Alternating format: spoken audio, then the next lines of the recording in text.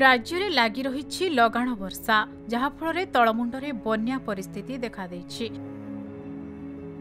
तीर्तोल block अंतर्गत आदिवासी साहि रे पशिछि महानदीर बन्याचल फल 50टी परिवार बंध उपरे आश्रय नेइछन्ते।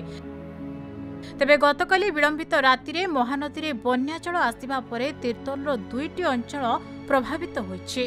कोटकणार मुंडा साहि और तीर्तोलर आदिवासी साहि रे पानी पशिथिबा देखिबाकु मिलिछि। कोटकणार प्राय 20 परिवार जलबंदी अवस्था थिबा बेले तीर्तोलर 50 परिवार स्थानीय केनाल बंध उपरे आश्रय नेइछन्ते। सेहिभଳି मणिजंग अंचलर किछि स्थान रे पानी पशिथिबा देखिबा पई मिलिछि।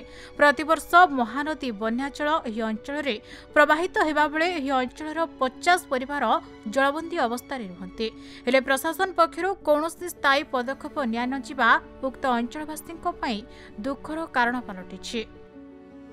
जगतसिंहपुर उमाकांत पात्रक रिपोर्ट, खबर ओडिशा।